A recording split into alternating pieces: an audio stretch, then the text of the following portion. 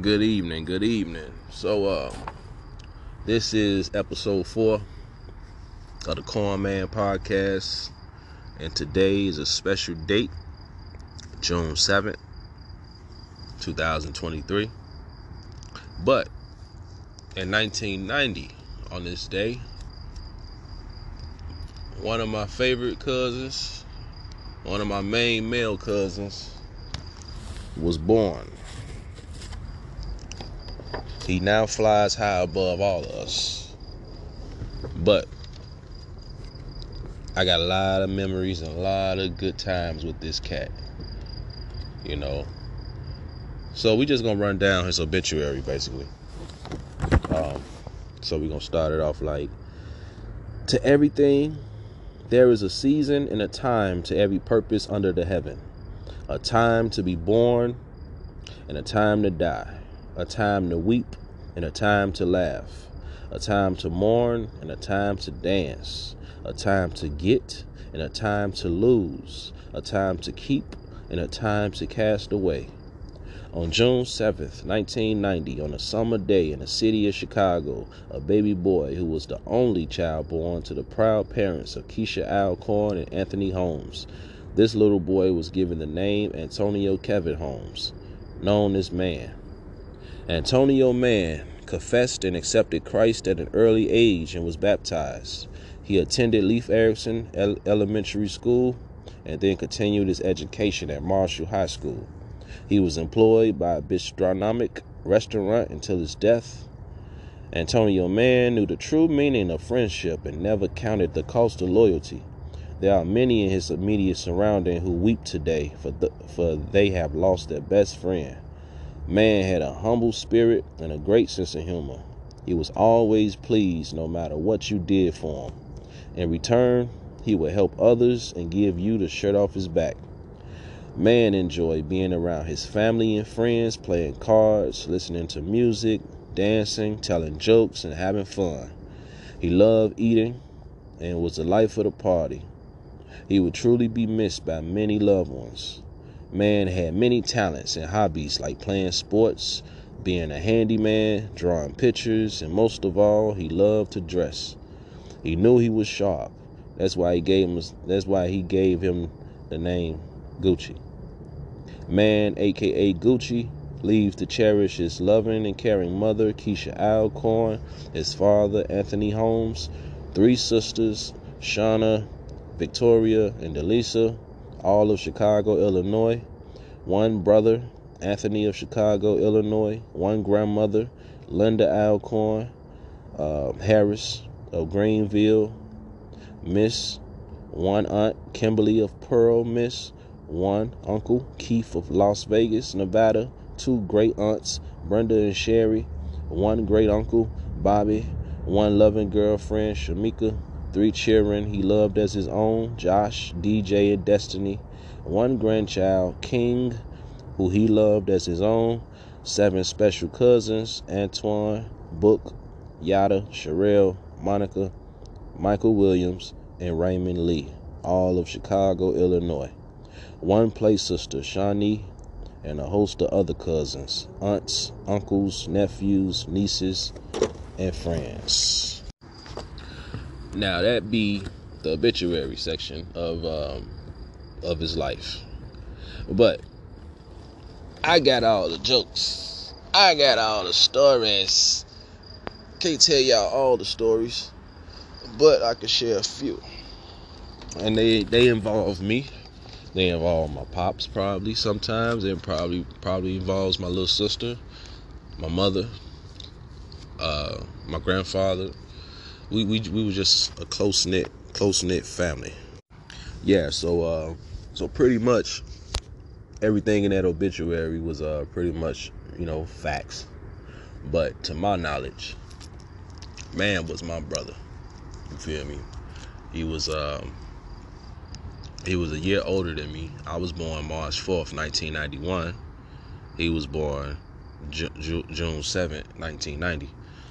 So pretty much he knew my mom before I did. He knew my dad before I did. You know what I'm saying? So it's like he was a sibling to me. coming home. And for the simple fact, my mom would go back and forth to my pop's crib, and then eventually, we pretty much grew up in my pop's crib, for most of our childhood up until I was a teenager. And then that's when me and man kind of separated with the high school and shit, with the separate high schools, because we went to the same grammar school, Leif Erikson.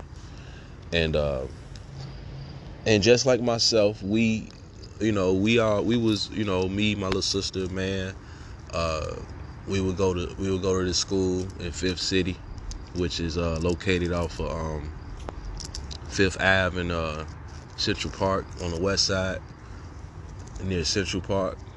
Near Garfield Park. And basically our uniforms at that school was red and black. Red top, black pants, or white top, black pants. So most of the time we would wear red shirts. The white shirts, you get dirty easy. You feel me? So we wore a lot of red. Now we come from Gladys and Washtenaw though. That's where the Alcorn headquarters is. That's why our grandparents. See, my grandparents is his great grandparents. You feel me? So it's like that's where we went after school every day, pretty much. So grammar school, I could remember kindergarten, first grade, second grade, third grade, fourth grade, fifth grade, sixth grade, as far as I can remember. Probably around sixth or seventh grade, things got a little bit blurry. But in the early stages of going to school, we from straight up GD neighborhood. That's where we from, right? But we going to school in the whole Vice Lord area. But we not knowing this. We not knowing why people looking at us crazy. We just kids. But when we come back to the neighborhood, we didn't change our clothes or nothing. We just kept our school clothes on all day, playing, going across the street at the playground, hooping and shit, running around, riding our bikes and shit, with all this red on, around all these GDs. You feel me? But it was never no issue or confrontation, because they knew who the fuck we was. They just looking at us crazy because they just try to figure out what the fuck going on with Book and Man. Well, why they wearing all this red. But those were our school colors, bro. And shit, we was kids. We didn't choose where we wanted to go to school. Shit, our parents sent us to that school, and that's what we wore, and we gained the education we obtained. You feel me? But anyway, so I went a different route though. With me, I turned into a rapper. Man didn't. But he always was there. He was there. He was pretty much there in the beginning of my rap stages also, you feel me? Because I actually started rapping shit from movies before I actually came up with my own shit. So one of my favorite movies was CB4 with Chris Rock and Alan Payne and many others. So when they performed the song straight out of Low Cash in the movie, I just memorized the shit and found this so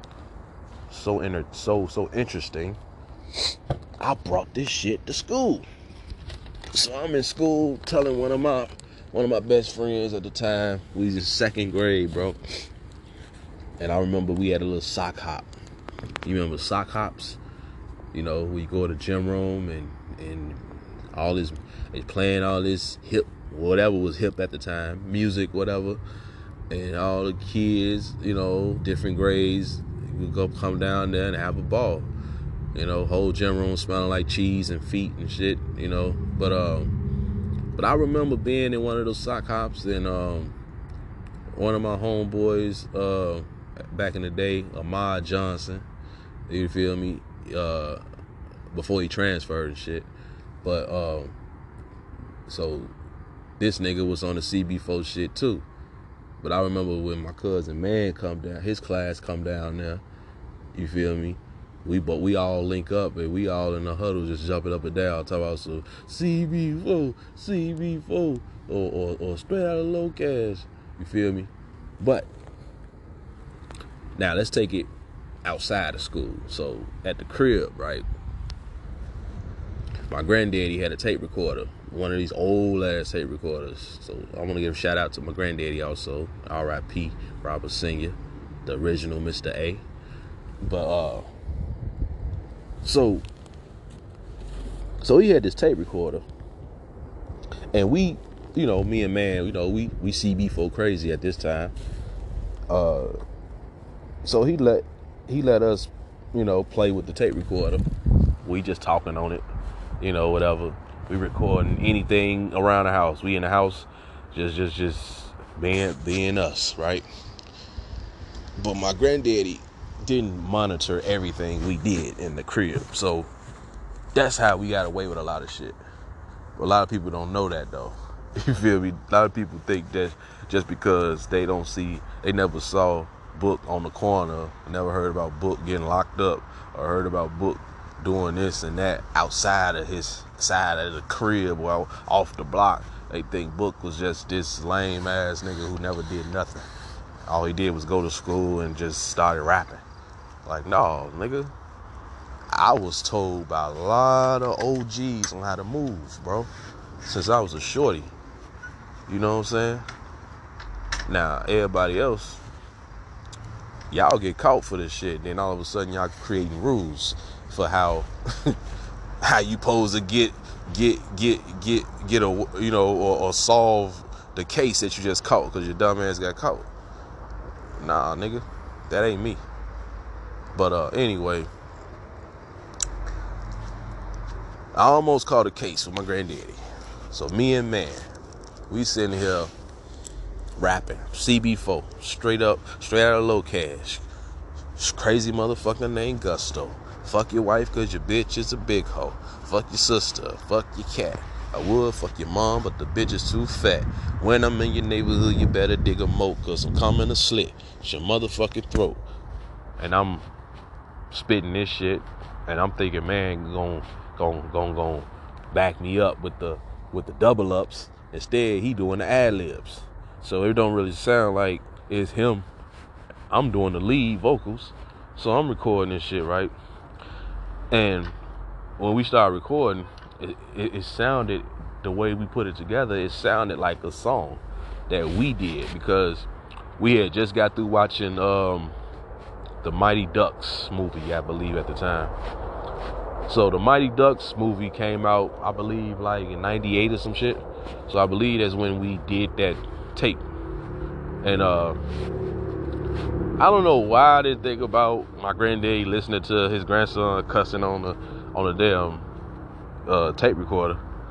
So I record the shit, and I recorded the end of the movie, the Mighty Ducks movie, when they was like, why can't we be friends? Why can't we be friends? So that's what plays when you play back the tape. So my granddaddy, he's sitting up there at the kitchen table playing and shit, and I'm sitting on the other side of the table looking all nervous, like I don't know what the fuck finna play after this damn Mighty Ducks outro go off. So he pressed play. Why can't we be friends? Why can't we be friends? Why can't we? Then it switch over to the you hear the muffling.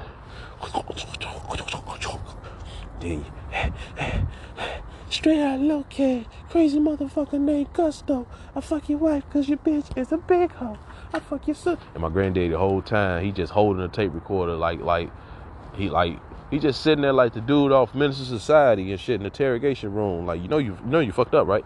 You know you fucked up. So he's sitting there, he's just got a straight face and he blinking his eyes real fast, because he fought in the service and shit. So I think he got this, I think he was traumatized, so certain things used to make his eyes blink real fast, so he heard that shit and couldn't believe it. And as soon as it was over with, he stopped it. He looked at me. He said, you know better than that shit, right? And I said, yeah. And then he was like, yeah, you know I should tell your daddy, right? You know I should tell Bobby. I'm like, please, no, daddy, don't tell him. So that whole week, bro, I was walking on eggshells around the crib. And my granddaddy found that shit. He got a kick out of that shit. But long story short, he never told my daddy, I don't think. Because my dad, I would know if my daddy knew I did some fucked up shit. Because I was the epitome of ass whoopings at that time. That's how I knew he knew about something. If he came busting in the door and he came in yelling. But he wasn't yelling about no damn CB4. So I knew that granddaddy ain't snitch on me. You know, so that's one story involving man. But I was still kind of mad that this nigga, you know what I'm saying, he didn't get yelled at. I'm the ringleader. See, I was too bold about shit, not knowing that, nigga, you gonna get in trouble regardless. So, man, this nigga used to get a kick out of seeing me get in trouble. You know. In another story, so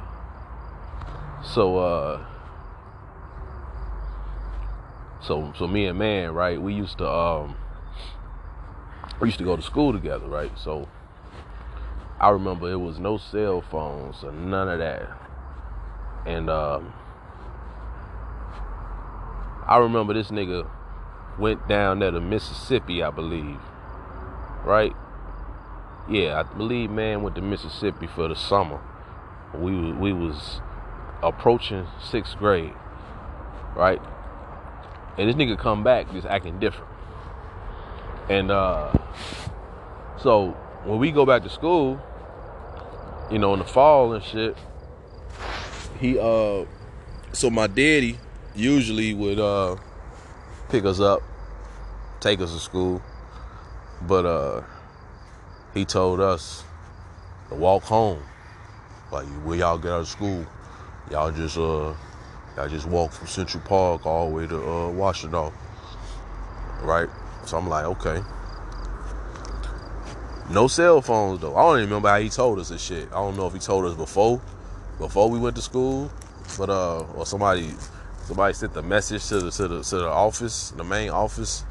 But I knew that we was supposed to walk home, right? Just me and him. I have no idea what my little sister was. Maybe she was after school program or something. But I know that we didn't walk straight home. No cell phones.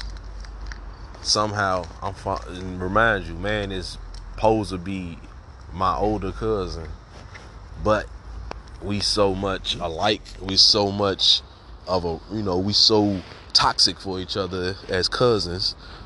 A Pisces and a Gemini. We just, you know, we do what we want to do, pretty much, and we deal with the consequences later. But I remember following this nigga. I'm thinking we finna walk straight down Jackson. Nah, man, we finna go over here, slide over so-and-so crib for a minute. And then we gonna go over so-and-so crib for a couple of minutes. I'm like, nigga. So we going to see all the classmates that we just saw in school. Like, bro, why are we going to their neighborhoods, bro? Like, I ain't never been on this block, but I'm with this nigga, though. Got my little book bag and shit, you know. I'm sweating the motherfucker at this time. Feel me? I probably had just started rapping. But man, I remember we get out of school at 3 p.m. And I remember we ain't decide to walk home until probably like 5 something. Or 4:30 or some shit, right? And I believe it was starting to get I don't know if the sun was going down or not, but something told both of us we need to get our ass home. So at the time, so we get home, right? First person we see was my granddaddy. And he don't make it no better. See, he ain't yelling at us. My granddaddy, he just gonna sit up there and just, yeah, y'all know y'all fucked up, right? And once again, he just making fun of you. Instead of just punishing you, he just making fun of you. And Yeah, you know, Bobby just got in the car looking for y'all.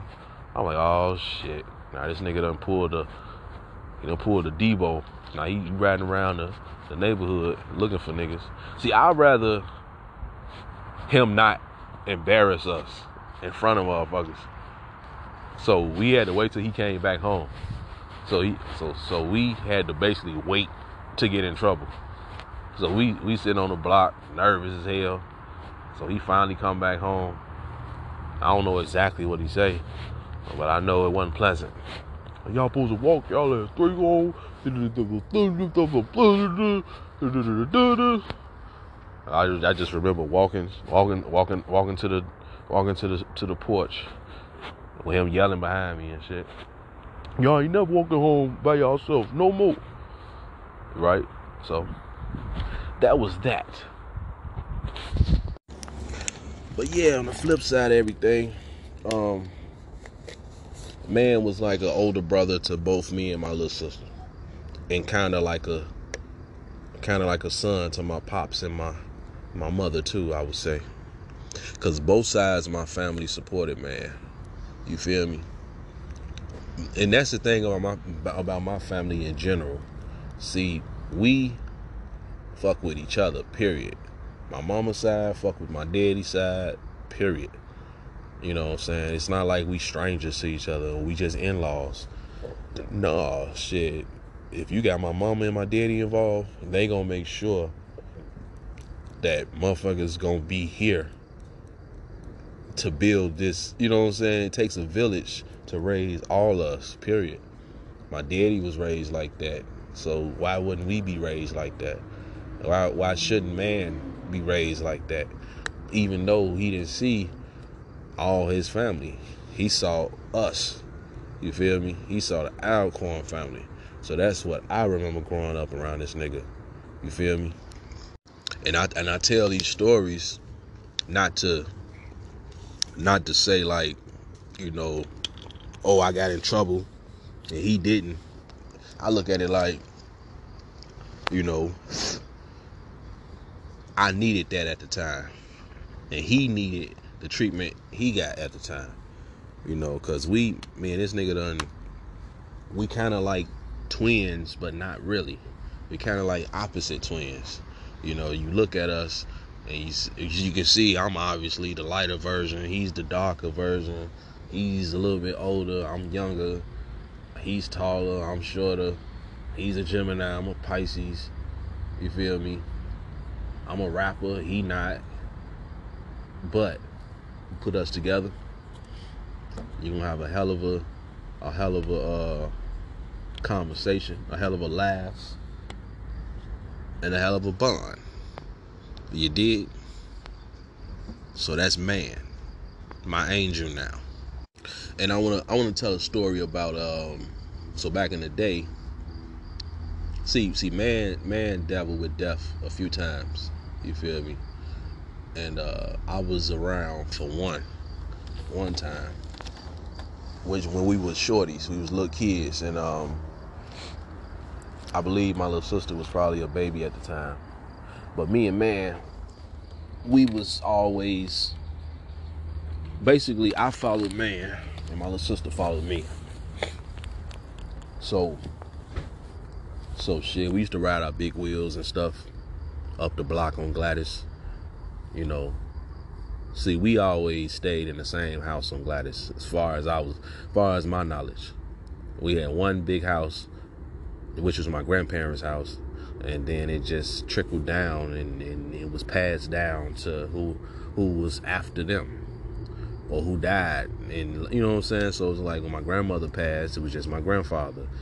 Then my grandfather passed, then now everything goes to the kids after, you know what I'm saying? So that's how power was transferred over time. But when I was born, I had a great grandma, I had my grandma, I had my granddaddy, I had my aunts, my cousins, I had an uncle, I had a great uncle, you know, it was a gang of people. So I believe it was Mother's Day, right? And Mother's Day, we used to do stuff every year at this time. And I believe the year was 95. And so the family Alcorn house is made out of bricks. So we was riding our big wheels one day. And pretty much, my pops used to work on most of the shit around the house.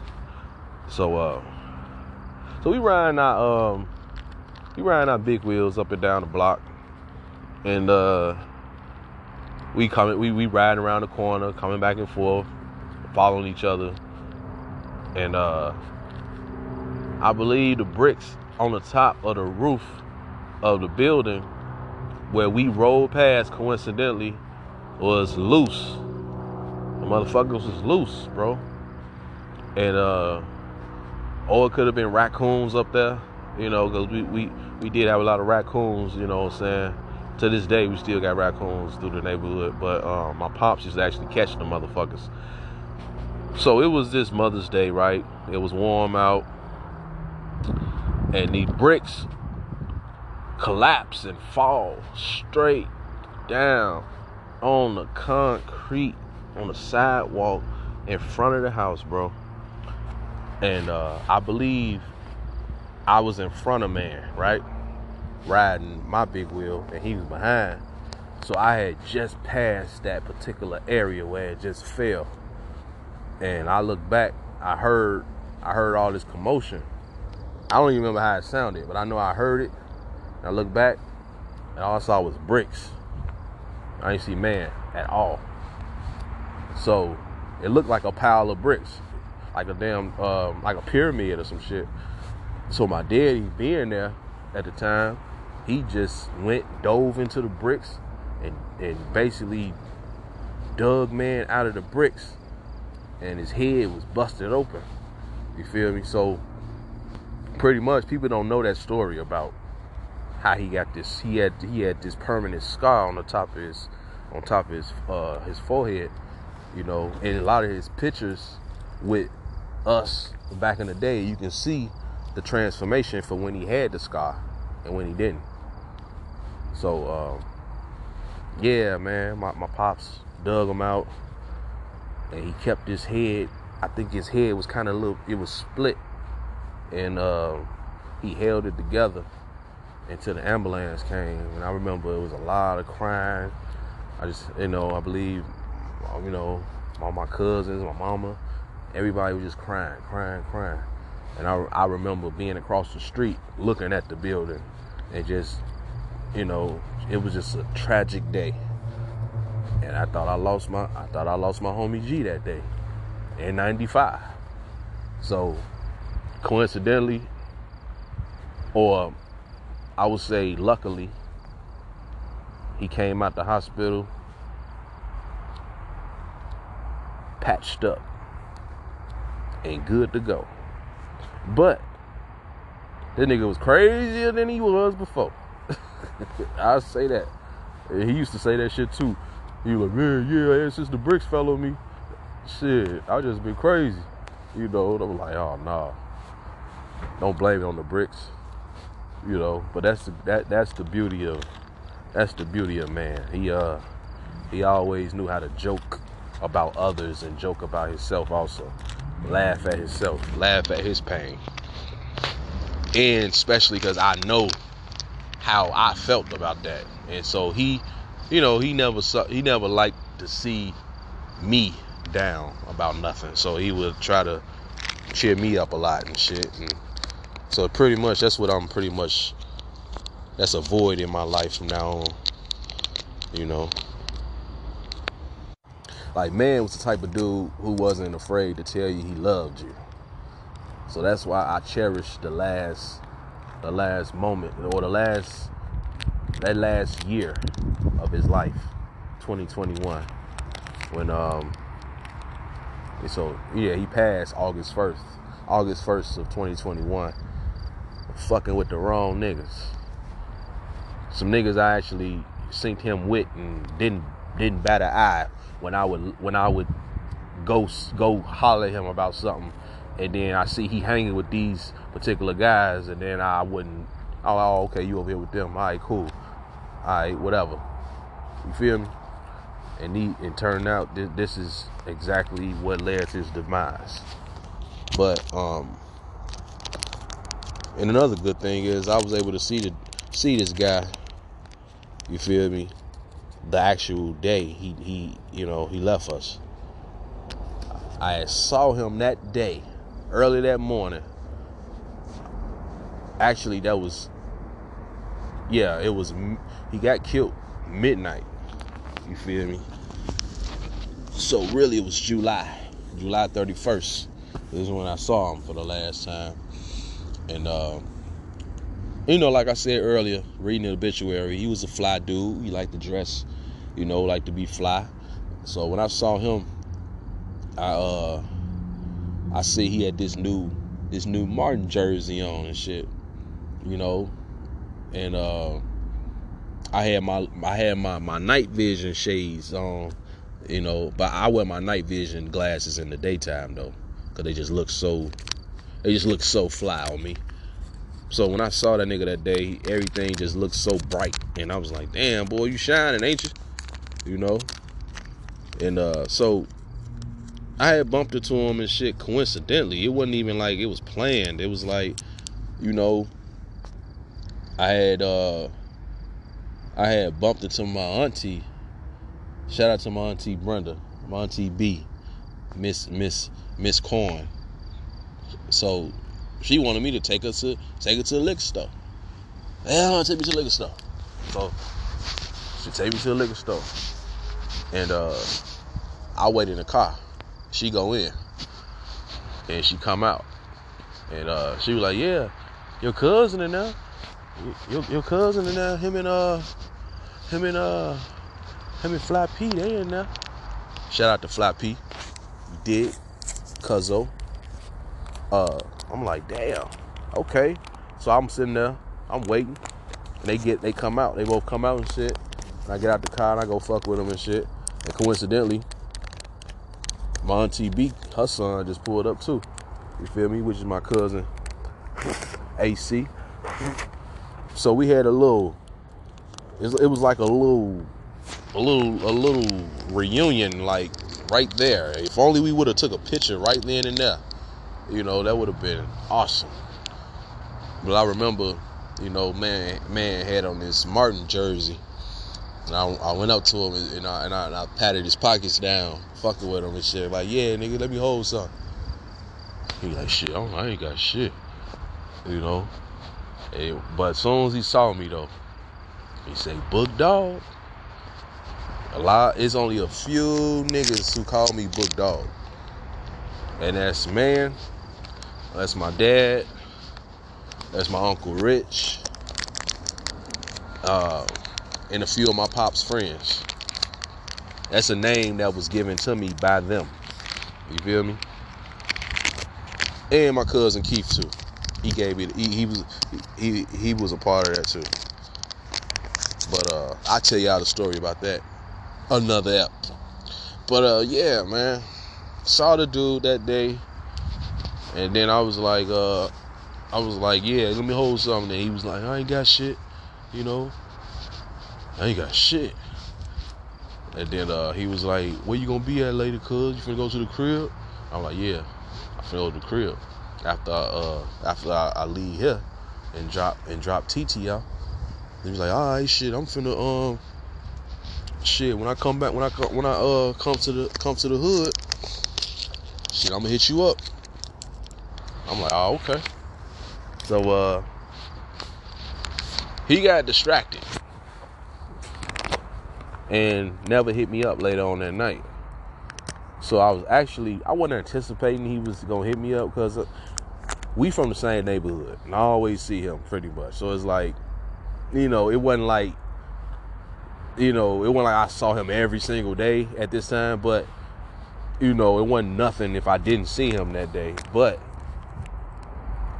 when I did get a phone call that day or that night, and it was about something happened to him, that's what made me think about all that shit, about him hitting me up.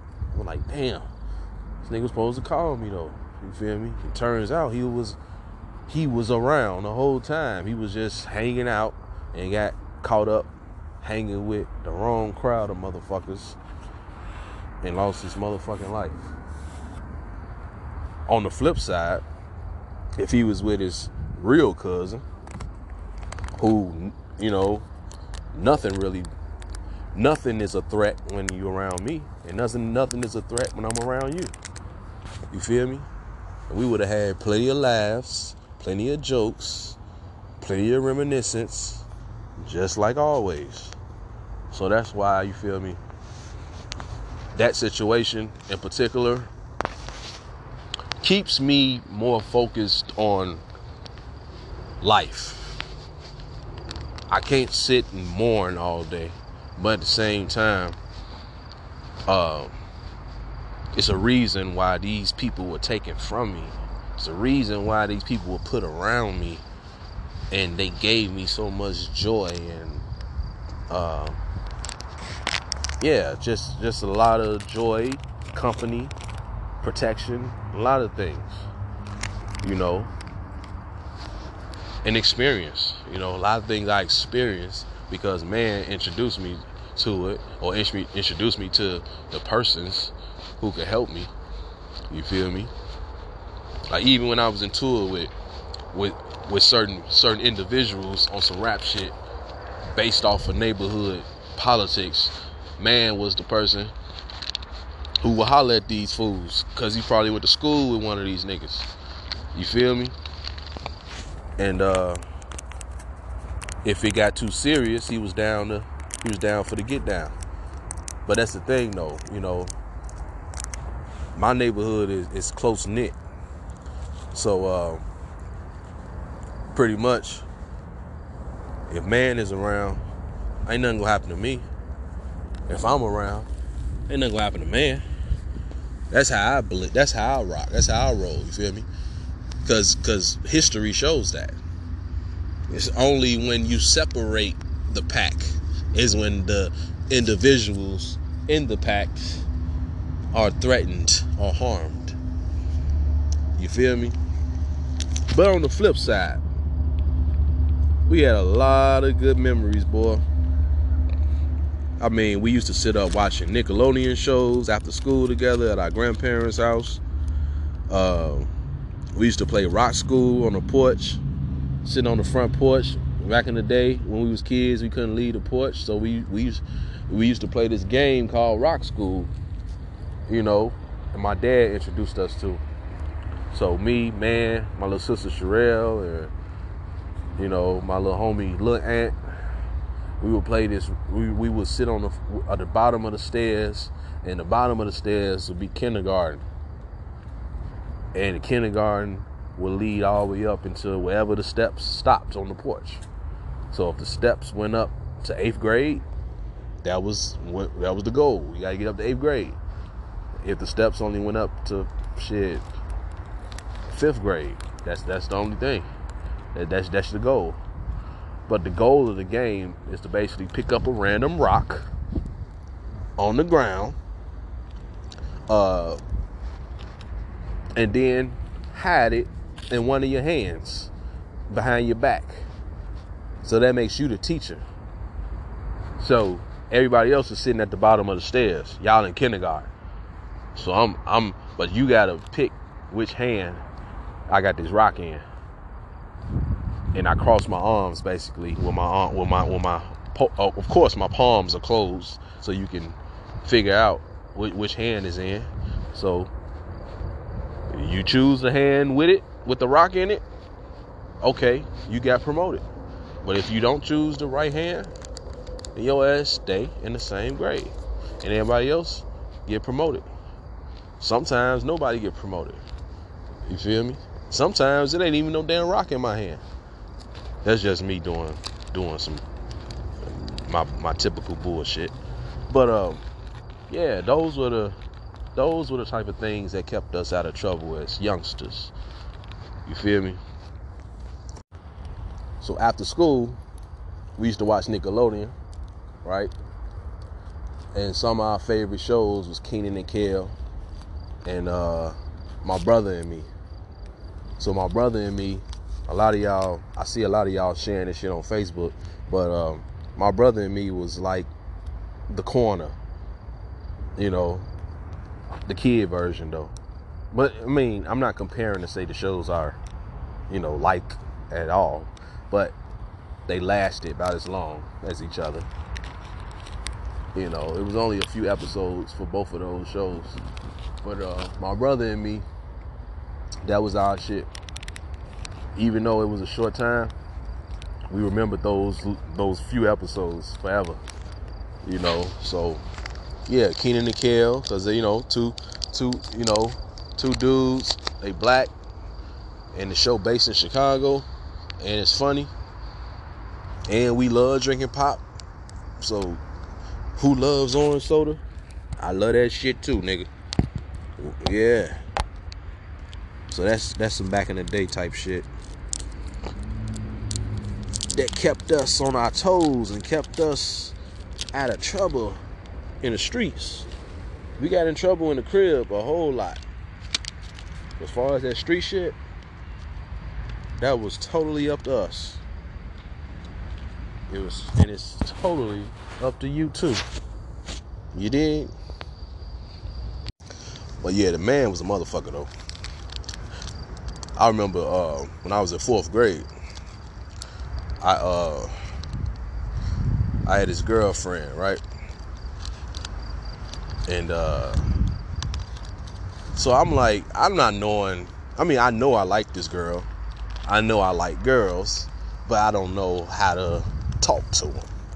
So man pretty much was telling me, just sing to her, right? So I got a phone number and shit, but I didn't know what to talk about every time I get on the phone with her. Now remind you, at this time, 4th grade, this was 2001. No cell phone whatsoever. Just one house phone full of nothing but Alcorn residents. So it's whenever you got a chance to use the phone is when you talked on the phone. Totally different from now.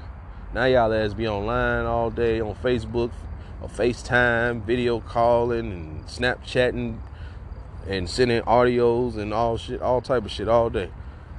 Ain't no way a nigga can't get communicated with in 2023. But in 2001, this nigga told me, go ahead and sing a song.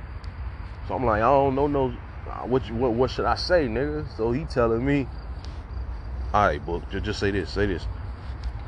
What would I be without you? And I'm like, what? Say, what would I be without you? And I'm like, okay, what would I be without you? And she actually on the phone when I'm saying this shit. So she listening, and then he like, I only think about you. And then I say, I only think about you. He say, I know you tired of being lonely.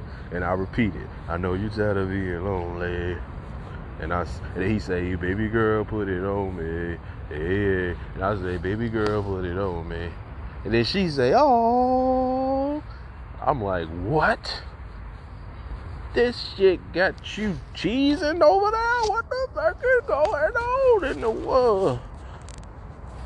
Long story short, I didn't even know that was Ja Rule. I'm like, nigga, what the fuck you got me singing to this girl? 2001, Book was totally a square when it came to hip-hop. I ain't know no slang. I ain't know how to talk slang. I ain't know what none of this shit meant. None of that, boy. But yeah, that's one thing, you know, that's one of the things man helped me with. You feel me? That man was around for a lot of things. You feel me? I remember the first time this nigga came home. First time nigga came home with a motherfucking with a White Owl cigar.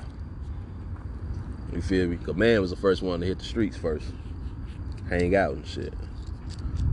And I remember the nigga come home, and my granddaddy was somewhere in his room. And, you know, his room is right off the kitchen. We used to hang in the kitchen a lot. So he don't know what's going on most of the time if he in his room with the door closed, you know, doing his secretive whatever he doing. So this nigga come in the house, he got a cigar and shit. And I remember I smoked the shit with his ass. I go in the hallway with him and smoking with him, and didn't feel not a buzz. But I sure pretended like we was having a whole motherfucking loud session, boy. We smoking straight up tobacco. Didn't have not a cent on me, boy. I mean, we used to be real wrestling heads too. We was some WWF heads, boy. I mean, we used to wrestle at school. Nigga, we used to wrestle in the gym room. Nigga, we used to wrestle outside. But I remember we used to get home and wrestle in the living room at my grandparents' house, which is the same residence as my pops.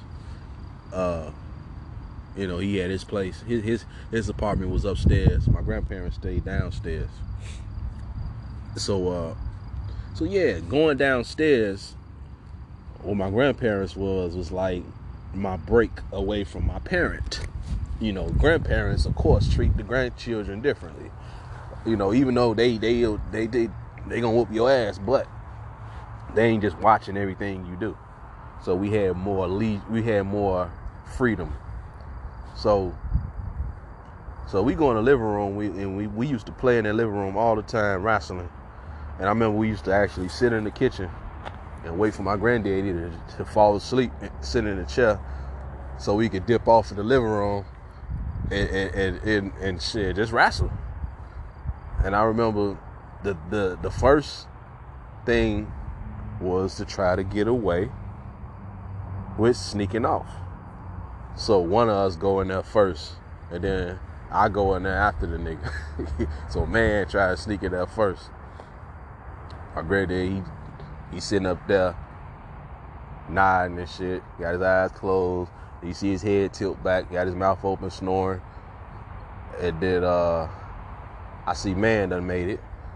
So now it's time for me to go in there. So I get up, trying to creep. I creep, step. And then I look back. And I see this nigga. My granddaddy got one eye open. He got his hands folded. He look up. Like, what? I'm like, damn. He caught my ass. And he say, man, you bring your ass out of there too. And then sometimes he wouldn't even say nothing. Sometimes, I remember this nigga, I thought he was asleep, bro. I swear I thought he was asleep. So I see him, got his head down, like towards his chest, sitting in the chair on the other side of the table.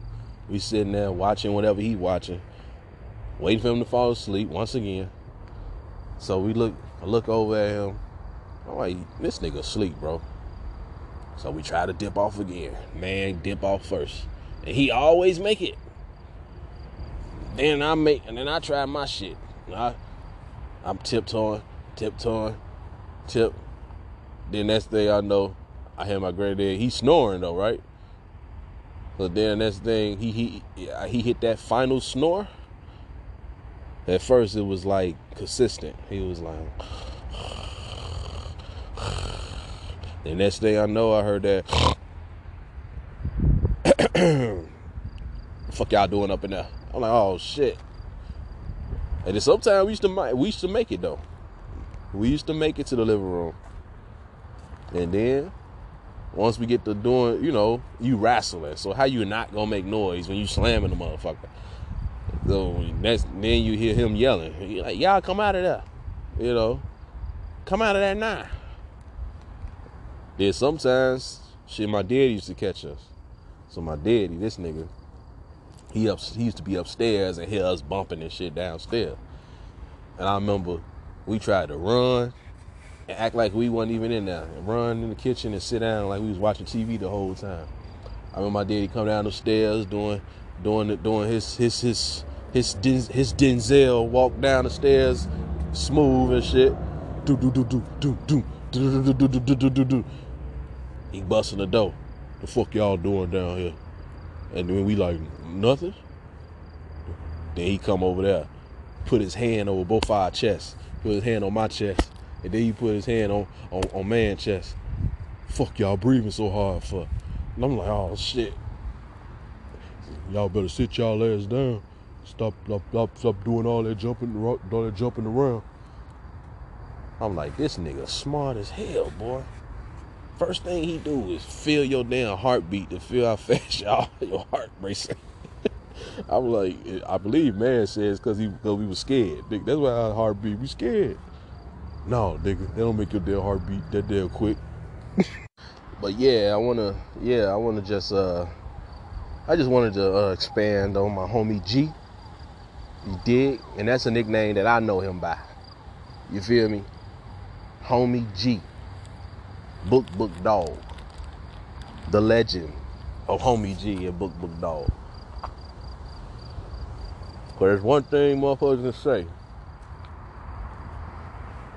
They know Book and man. God damn it. Period. Shout out to my Alcorn family. Shout out to the Hatley Moore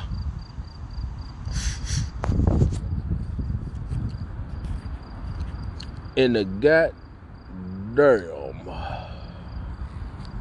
Cole clan, McClay gang.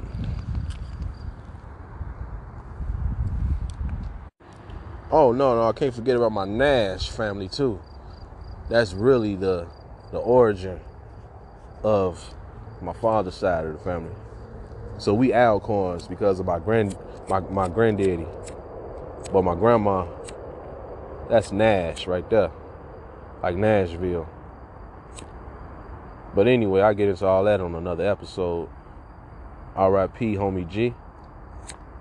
Shout out to everybody that lost somebody that was like a twin or like a brother or a sibling.